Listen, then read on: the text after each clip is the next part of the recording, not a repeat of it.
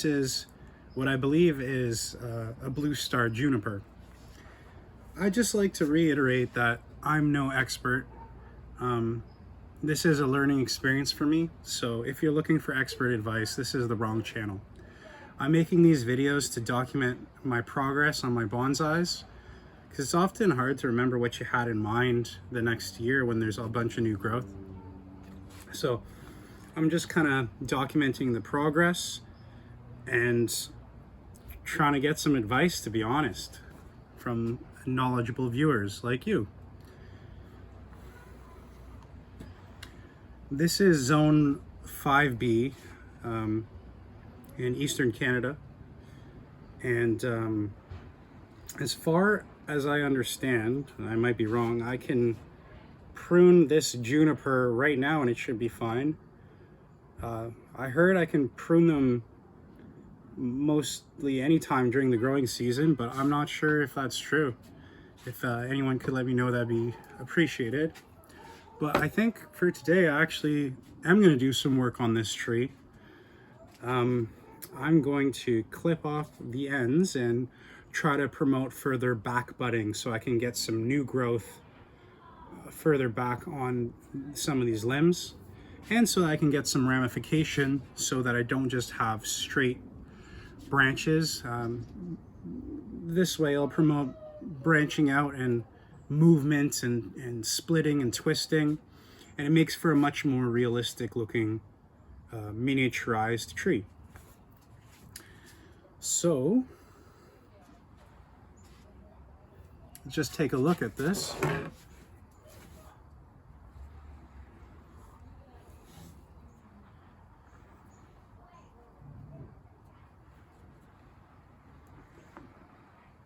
Now, from what I understand, in bonsai, the taper is very important. And what that means, the taper, is when the base of the trunk is much wider than up top. So as it goes up, it gets smaller and tapers. You definitely don't want a reverse taper where it's thinner and then it gets wider. That doesn't look so good. Most of the time, to achieve taper, what people will do is let it grow and then cut it back. And you can see, I believe there was a pretty significant cut right there. That was probably the main trunk at one point that went over here and it got cut off. And then this became the leader, this part here. And you can see that one grew from here to here. And then I cut it off there as well. So instead of coming straight here, it S's back this way. So now the structure of the tree goes here, back that way, and back that way. And you achieve that by chopping off the top, you know. That's how you get the movement and the taper. That's not the only way to get taper.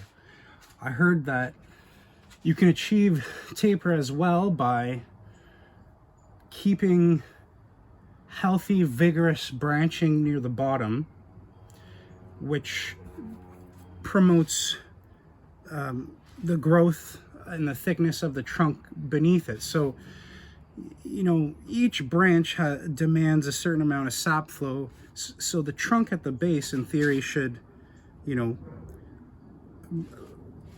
be thick enough that it can support all these branches above it.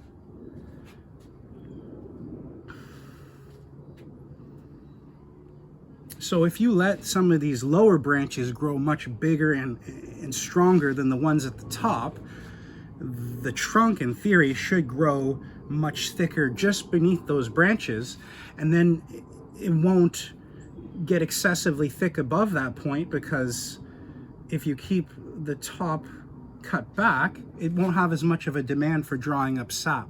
So you can achieve a taper that way as well. And with this tree, I think that's what I wanted to do, but I can't just leave these as straight as they are. So maybe that's something I'll try later. For now, I'm just going to do some trimming to try to get the shape back. Just some basic pruning. So here we go. I'll cut it.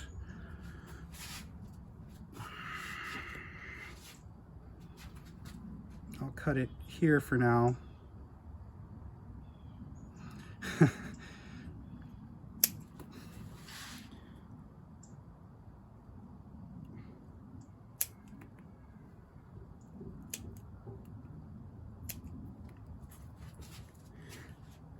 When I'm cutting it back, I'm trying to make sure there's some healthy looking needles further back from where I'm cutting.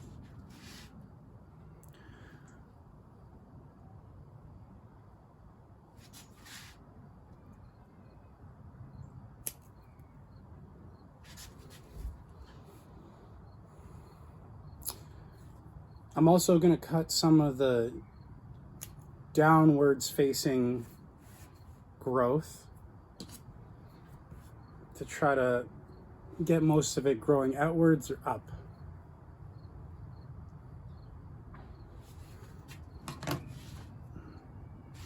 If I were to do the fine wiring on the branches, I wouldn't need to necessarily do all that. I can, some of those ones I can twist up into position.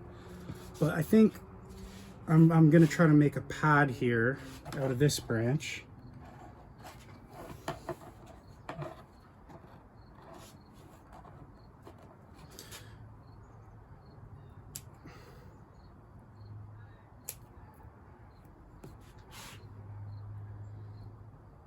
Get rid of this here.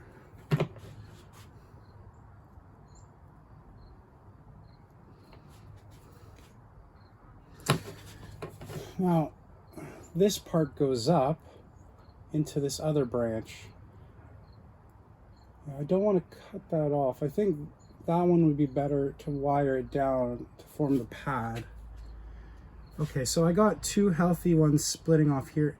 I think I might just take off most of this end part here to promote budding back, so I can get more growth there.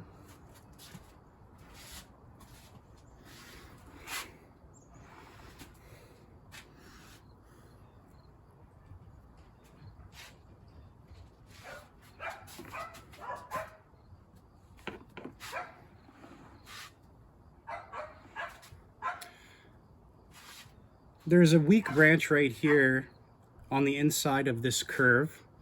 Usually you don't want those ones. They just don't look as good. And they grow into the other foliage. So I'll remove that one. I'm not going to need it. Let some airflow through.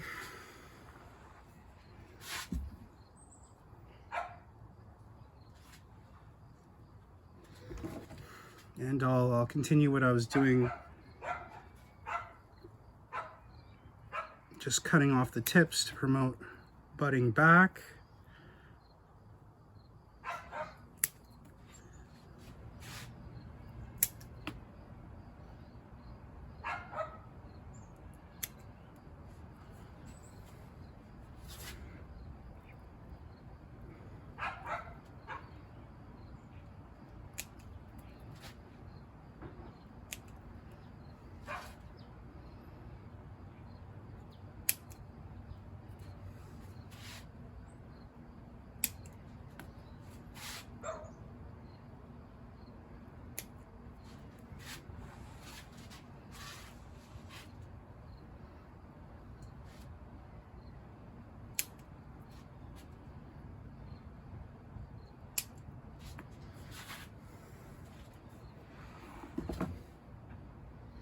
So this is the clip and grow method. I'm not wiring it at the moment. I'm just directionally pruning.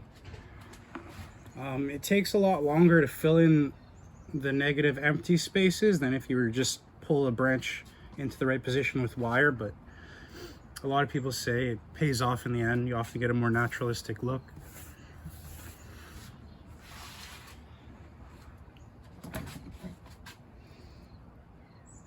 So I think I'm gonna take this whole top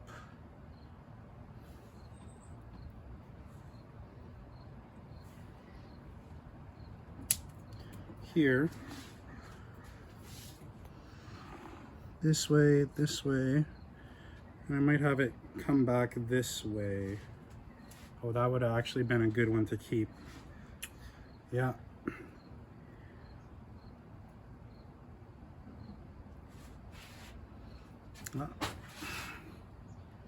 This one here, this will be the new leader. So I'll keep this one here, which will become the new apex, the top of the tree. And I'll cut these ones back, everything else back, so that it can focus growth on a new apex.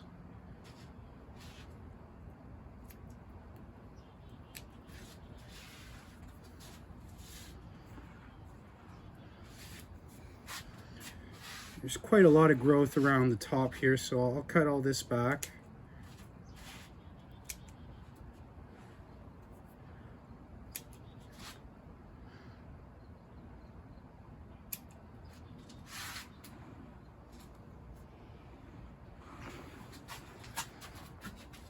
Little tiny one in the crotch here.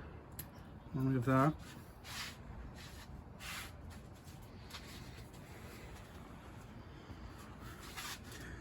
Here, this branch here is kind of going towards the main trunk, and I don't like that. I'm going to cut that one right back. I want most of the growth going outwards.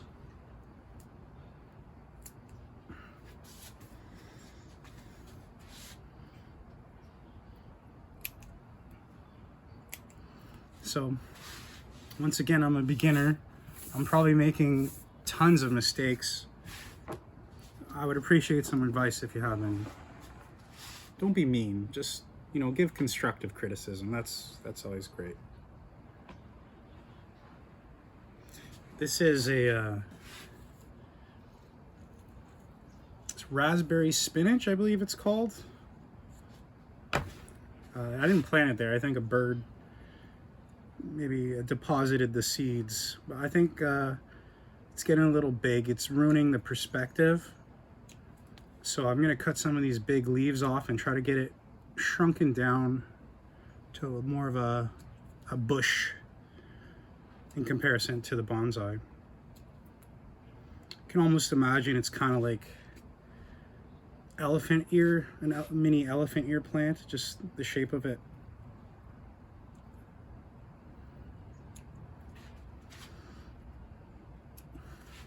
I'll cut it way back actually, just so it's a handful of small leaves.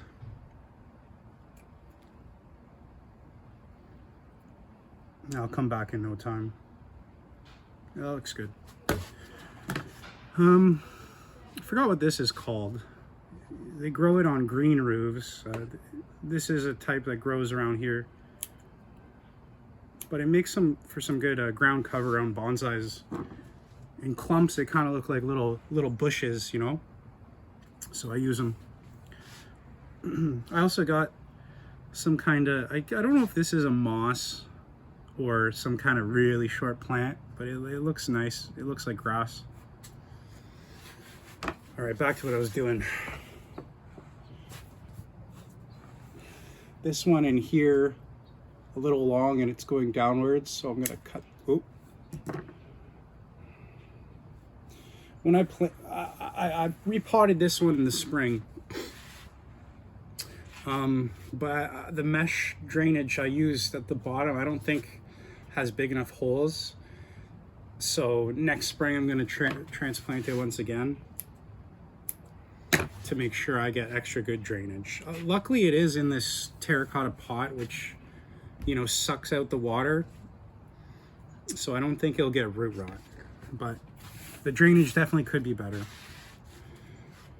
All right, what do we got here?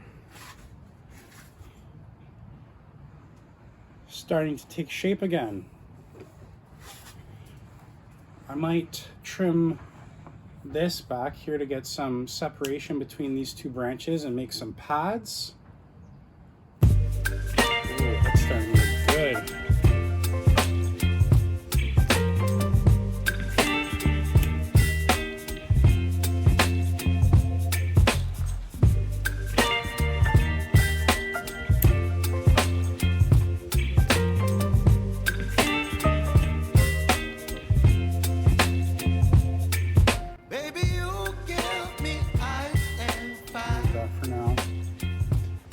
So it's so easy to get carried away, but you got to remember it's a balance between letting it grow and gain vigor and then cutting it back so you don't end up with straight, boring branches and that don't really look like a bonsai. And you got to cut it back too to promote further budding back so you don't end up with this twiggy extension that just has foliage at the end.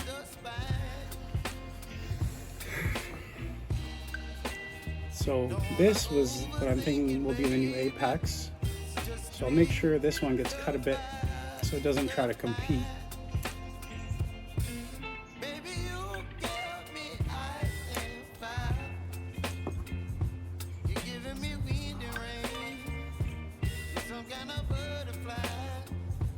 I think I'm pretty happy with that.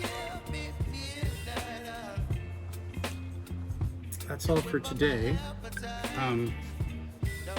I'll come back to it in the spring, see how it's doing. But before I end this video, let's get a close-up shot.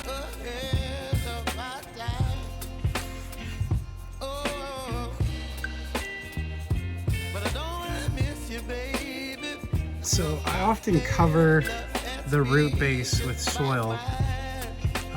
Even though it looks a lot nicer when the roots are exposed and you can see the root flare, I do cover it with soil just to promote more root growth so that one day when I do expose it, the Nabari is on point. So yeah, you know, it's got a long way to go, but I think it's coming together.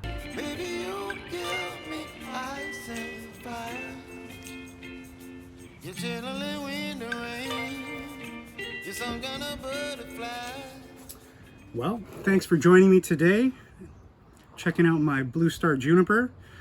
I've got so many different species that I couldn't learn about all of them if I tried. And there's so much contradictory information sometimes. It's hard to know exactly what to do, but I think I'm pretty happy with this one. It's one of my nicer ones so far. Thanks for hanging out with me and my bonsais. That's it for today. Have a good one.